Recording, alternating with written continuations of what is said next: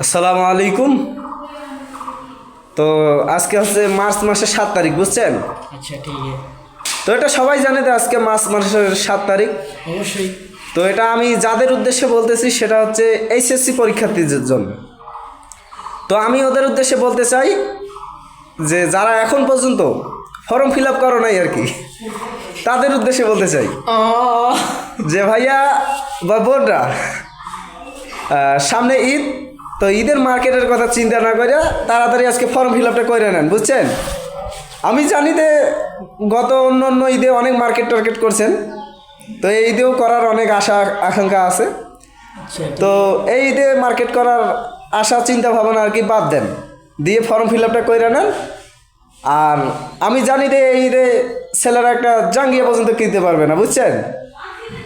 তো যাদের টাকা পয়সা আছে মনে মনে ভাবতেছেন যে ঈদের মার্কেট করব, ফর্ম ফিল আপ পরে বাসা থেকে টাকা দিলে করব, না দিলে নাই।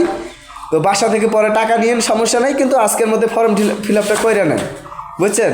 আর যদি আপনারা ফর্ম ফিল আপ না করেন তাহলে মনে করেন আপনাদের কোনো ক্ষতি হবে না, যা ক্ষতি হবে শিক্ষামন্ত্রীর। অবশ্যই।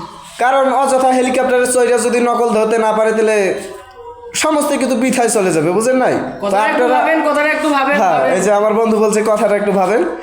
তো যেহেতু নকল ধরতে পারে তার জন্য আপনারা একটু তাড়াতাড়ি ফর্ম ফিল আপটা করে নেন, আর পরীক্ষার সময় একটু ভালোভাবে নকল করার চেষ্টা করবেন যাতে শিক্ষামন্ত্রী আর কি ধরতে পারে, বুঝেন নাই? ধন্যবাদ।